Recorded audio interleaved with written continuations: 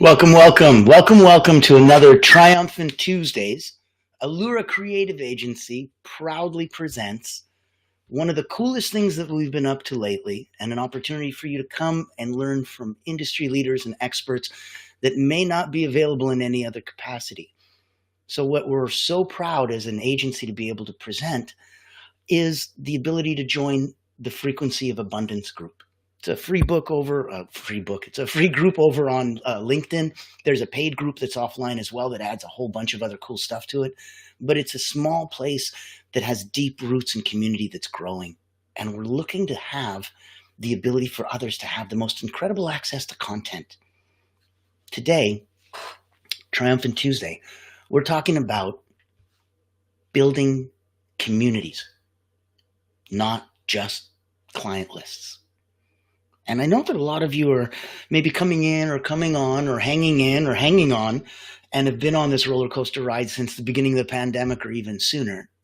And I can tell you that I joined in a very different way. For 30 years, I was an elite energy coach. I started at Cirque du Soleil, Olympians, national sports teams. I wrote a couple best-selling books. I had about 15,000 people come through my hands in those couple decades. And I never would have thought of myself coming online. And then the pandemic hit, and I didn't want to make cat videos, and I, everyone else seemed to already have that covered. And I wanted to make sure that where the value that we were really giving was helping those that needed to have a light shined on them. So in that context, with the Allura Creative Agency, we handpick the people that we work with. We put on incredible one-of-a-kind events, and we really get to give back to coaches, healers, financial advisors, and we love working with other agency owners. We all get to cross-pollinate and collaborate and have some incredible fun. So in the spirit of that, and a lot of what I just said is part of building communities. It's thinking 60,000-foot overview and really then diving into the weeds. And then back to 60,000-foot overview. So let's talk about 4 fundamental differences between you building out your client list compared to you actually building out a community, and what the differences would look like. Let me preface this by saying, if you're building out a client list, as a simple example,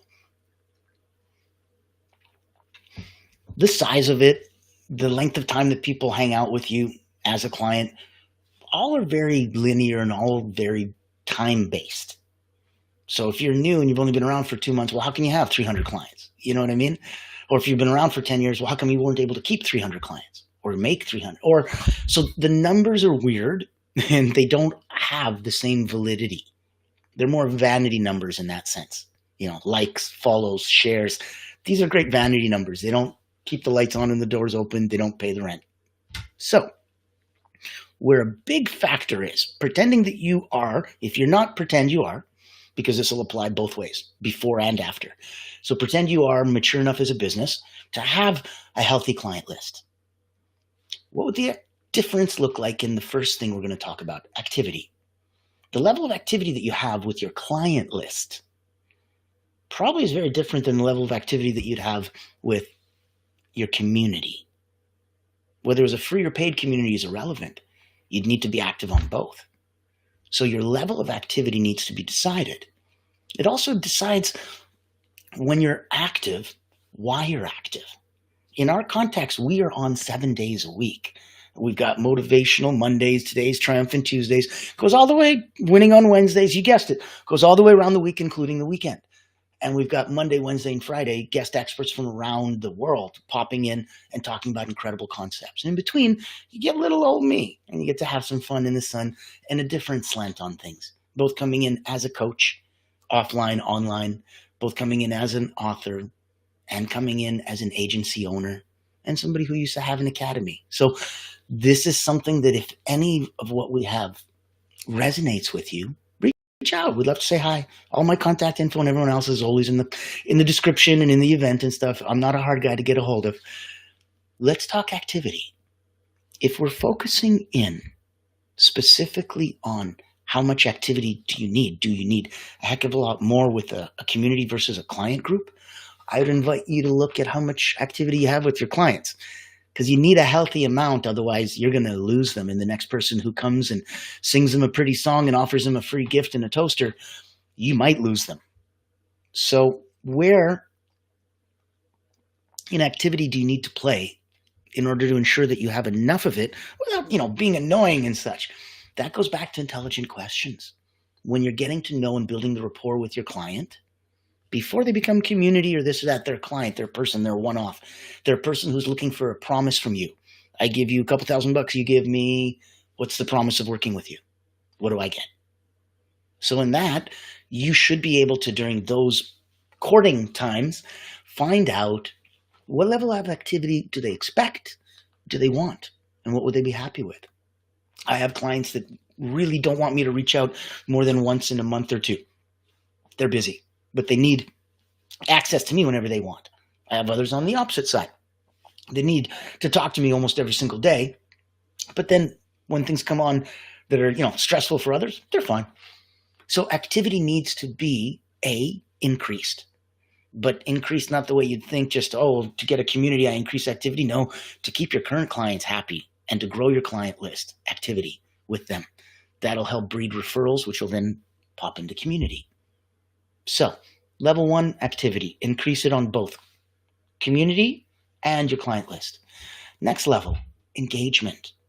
And this is different because your clients want 100% access to you. They want full engagement. They want you, right? And they wanted and only wanted to pay for you.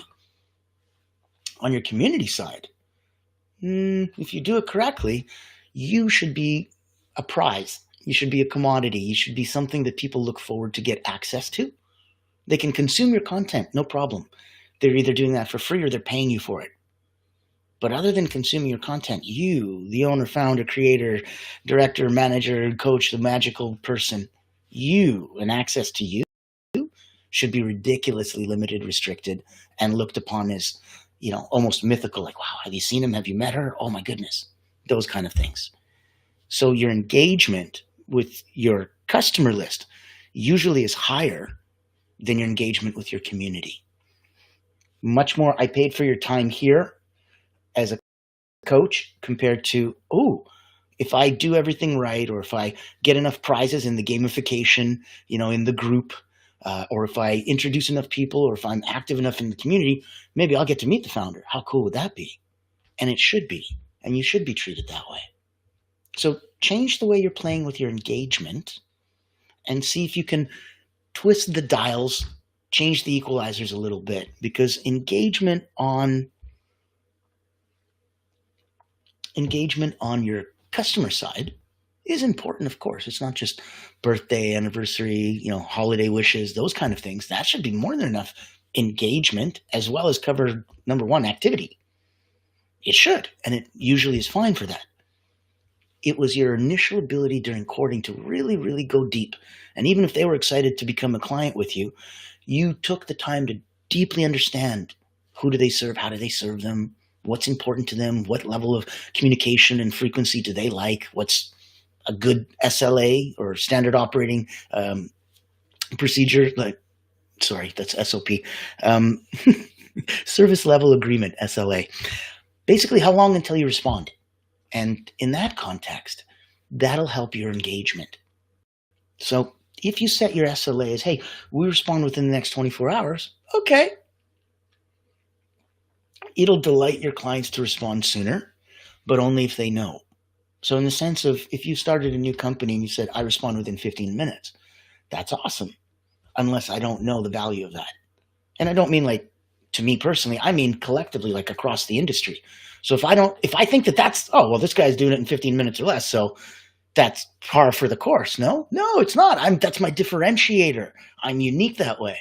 You might want to speak to that. So in that context, make sure that your messaging focuses on that. And then your engagement will change. This brings us to our next topic, communications. And building communities is so critical to communications. It's very important in clients, but if the work you do for them is important enough, or if the personality their personality, the rapport that you have, the relationship that you have with them is good enough, you can get over some bumps and some humps and some oopses, and I can't believe that happened, I'm so sorry. Relationships can stand that. You'd be amazed if it has all the other things I just said. But if it doesn't, and communication is weak, and something goes wrong, and there's a lack of communication, oh my, you lose clients real quick, and it's so hard to recover. You have such a negative to bounce back from. So, I'm up in Montreal. I joke that I'm an hour out in the country, so I'm the only guy here that doesn't speak French. And winters here are, look it up, there's something. So one of the things they tell us is, when you're breaking, break early, break often. Break early so you're not, oh crap, I'm committed to it, breaking now and there's no turning back. Just in case you lose traction. So maybe you can steer, turn, do something else. That's why you break early. You break often because you want to make sure that 200-300 feet ago, that's not what this is. Maybe that's black ice. Maybe this is black ice. Maybe it's all black ice. Only when you break often will you know. Stop sign coming up, break early, but break often too. So in that same context, communicate early. Communicate before an event. Communicate before a problem. Communicate before a good thing. Communicate before a bad thing. Communicate early. Communicate often.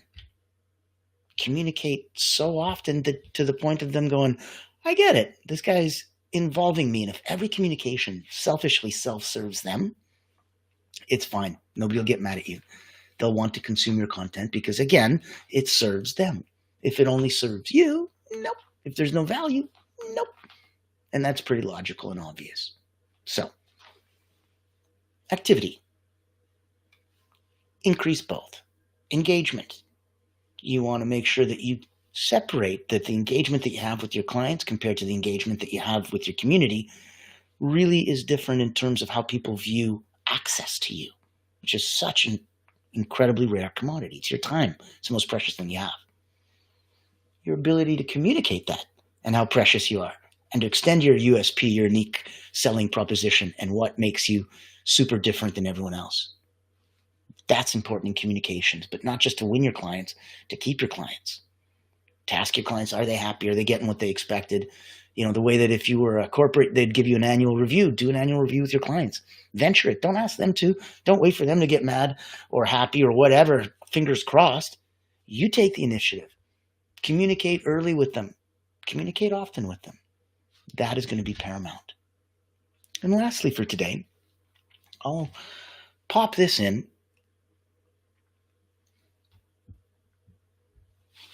Let's talk testimonials. So if we're looking at the people that are grateful and thankful to you, and they express that on the phone, in email, on Zoom, before, during, or after, you did something, you need to capitalize those fireflies in the jar moments because they're incredible and you can turn them on later. You can repurpose them. You can put them out in incredible places. They're also a testament to you. They're a tribute. They're validation, vindication. There's so many wonderful things that they just make you feel like this is what I do all of it for. Sure, the money is nice, the lifestyle, the freedom, the opportunity, but at the heart, it is heart. It's heartfelt. It's servant leaders. It's people that go out and seek to help their clients. And sometimes we touch them in such incredible ways that we change their life. And when they say so, or they want you to know that they are so, so thankful, you need to capitalize on that. Don't be silly. Don't feel weird about it. They're already saying thank you, thank you, thank you. If you ask them to, could you record a 30-second to 1 minute little something, something saying kind of what you just said now, Janet? That would really be amazing. And if it's okay, can I put that out on my website and on my, the interwebs and my social media? I'll make sure that I tag you so we can maybe bring some new eyes on you. And I can tell you most people will say yes, especially if they feel genuinely what they just said. So capitalize on the moments that come by from your clients, because the people that want to join your community want to see that end story. Like going to a fine restaurant, you don't care as much. Where'd you find it? Where'd you get it? How'd you cook it? How long was it aged? What'd you do? How'd you prepare it? What'd you cut it? What heat? What temperature? What sauce?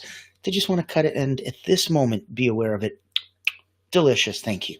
Then maybe they'll care about the backstory. But before they don't. So when you have new people coming to the community, ultimately, once you get a couple of those, you'll use them and ask them very nicely for testimonials. And please use the word community in those, because then people who are coming to your new community will see that you have people that are there specifically for that. Before then, you have to make sure that I don't believe in fake it till you make it. I find that ingenuine, but I like act as if. So you have to act as if you already have people in your community because you have a client list and it's one step away. All you have to do is invite your client list to your community. Magically, you have a community. But before you do, it would be really smart to get those testimonials so that the testimonials that you get for your clients become the original foundation for the testimonials you have on your community. Number one would be video. If they're uncomfortable with that for whatever reason, ask for written and ask if they don't mind if you use their full name and maybe a link to their LinkedIn profile. Something professional and simple, but that you really want them to feel that it's not just them telling nice words about you and nobody cares and nobody knows their name. You'll use their initials or something. This is the opposite. We don't want privacy. We want publicity. So we're looking for conspicuous consumption. The ability for someone to not just, drink that soft drink in the corner, but to be on camera drinking that soft drink. So people are conspicuously watching that consumption. That's what we're looking for in your testimonials. Now, covered a couple things today, and I don't want this to go on too long. These are always gifted and given within the first 10, 15 minutes or so. And I think that there's enough nuggets available here for you to be able to go back, watch a few times, redigest, depending on what stage you're at. Whether now is the time for taking this equalizer or that one, whether it's activity or engagement or maybe communications needs to be tweaked. How are those testimonials coming? I invite you to reach out to me if there's anything I can do to help, to give you a one-on-one, to give any encouragement along the way. We're here to help. So thank you so much.